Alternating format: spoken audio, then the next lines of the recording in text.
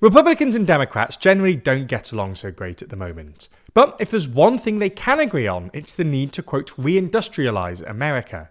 Biden quietly kept many of Trump's first-term tariffs in place and exhausted much of his political capital pushing through the Inflation Reduction Act, which introduced generous subsidies for American industry, especially in green tech.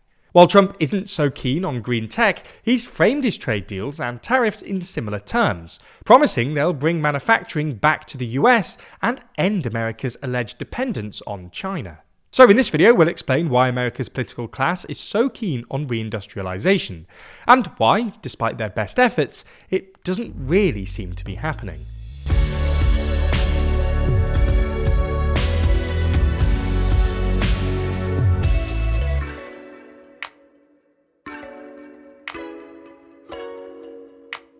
Never miss an episode and always feel in the loop by subscribing and ringing the bell. So let's start by quickly explaining why Trump wants to, quote, reindustrialise America. In short, America's industrial base has been gradually declining since really the end of World War II. Manufacturing as a share of GDP has fallen from about 25% in the 1960s to about 15% in the 1990s, and 10% today. Similarly, manufacturing now accounts for just 8% of all jobs in the US, down from about 25% in the 60s and 15% in the 90s. Most economists see this as a natural consequence of productivity gains and globalization. Productivity gains meant you need fewer people employed in manufacturing to make the same amount of stuff, and globalization made it cheaper for Americans to import goods from parts of the world with lower labour costs, while instead focusing their efforts on more advanced and lucrative industries outside manufacturing, like tech or science. American politicians, however, aren't so relaxed about America's deindustrialization. There's now a bipartisan consensus on the need to, quote, reindustrialise America, motivated by both a nostalgia for the manufacturing jobs of old and an anxiety about America's material dependence on China, which now accounts for an astonishing 35% of global manufacturing output, more than the next 10 countries combined. The Biden administration's reindustrialization strategy revolved around the idea of a Green New Deal, focused on emerging green industries like electric vehicles and renewables. This was mostly achieved via dishing out generous subsidies to companies in the relevant industries that set up shop in America. Trump, however, understands reindustrialization quite differently. His administration has wound down most Biden-era green subsidies by scrapping the relevant provisions of the Inflation Reduction Act. Instead, the main mechanism by which Trump hopes to reindustrialise America is, yep, you guessed it, tariffs. The theory goes that, by making imports more expensive, tariffs will redirect demand to domestically produced goods, thus supporting domestic manufacturers and rejuvenating America's manufacturing base. So, how's this all going? Well, according to the data, not great. Last week, the Institute for Supply Management's Purchasing Managers Index, which basically measures economic activity in the manufacturing sector and is perhaps the most popular manufacturing index around, found that US manufacturing activity contracted in August, its 7th consecutive monthly decline. Similarly, manufacturing employment has fallen consistently since so-called Liberation Day, with roughly 42,000 jobs lost between April and August, and in July 25% of manufacturing firms reported layoffs, the highest figure since the pandemic. Furthermore, while there's some evidence of an investment boom, which is what you'd expect in the early stages of reindustrialization, when you dig into the data, it turns out this is almost exclusively down to AI-related investments, mostly in data centers, and somewhat ironically, most AI-related imports are exempt from tariffs.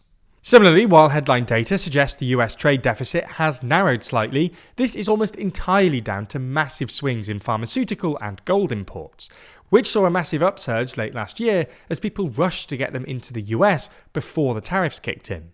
Once you strip these out, however, the trade deficit is basically as high as it's ever been. For context, while economists don't generally see such a direct connection, Trump and his team see the trade deficit as a symptom of America's deindustrialization. The theory here is that if America had a stronger manufacturing base, Americans wouldn't have to import so much stuff, and more foreigners would buy exported American-made goods. Trump will thus be dismayed that it hasn't really budged despite his tariffs. We should note though, this is at least in part because Trump keeps on doing deals, like the one he negotiated with Japan and the EU, that require other countries to, quote, invest hundreds of billions of dollars in America. While this might sound great, it's macroeconomics 101 that more foreign investment necessarily means a larger trade deficit. Usually this happens via currency movements. Foreign investment into the US requires foreigners to convert their domestic currencies into dollars, thus pushing up the value of the dollar, making imports cheaper for America, and making American exports less competitive internationally. So you get the idea. While it's still early doors, the macro data suggests that America's reindustrialization just isn't happening. So what's gone wrong here? Well, mainstream economists would tell you that this is a predictable consequence of Trump's tariff policy. Tariffs enjoy an intuitive appeal. They make foreign stuff more expensive, thus advantaging domestic stuff. But this simple story overlooks the fact that manufacturing today is complicated, and most final products require lots of inputs. Tariffs make these inputs more expensive, thus ultimately making domestic producers less competitive. It's also possible that AI is crowding out other industries by sucking in all the available investment. This makes it more expensive for companies in other, more traditional manufacturing sectors to borrow and invest, ultimately undermining their competitiveness. This might sound far-fetched, but the sums being invested into AI at the moment are truly massive, and at least some people think something similar happened during the telecoms boom in the 1990s, which crowded out investment into other industries and thus accelerated America's deindustrialization. Finally, it's difficult to reindustrialize while simultaneously pursuing a hyper-restrictive immigration policy. This is simply because, to revive or develop new industries, you need the new workers trained specifically for those industries. The most efficient way to do this is to bring in workers who already have the requisite skills from countries where those industries are already well developed. Of course, you could train native-born workers instead, but this takes time and money, and even then it's generally a good idea to have a pre-existing population of well-trained workers for new workers to learn from. Anyway, the point we're trying to make is that reindustrializing, or reconstituting any large economy more generally, is difficult when you're pursuing a super strict immigration policy, especially when your native-born workforce is expected to shrink over time. You saw an example of this in microcosm last month, when ICE detained and deported hundreds of South Korean workers helping to set up a new Hyundai plant in Georgia.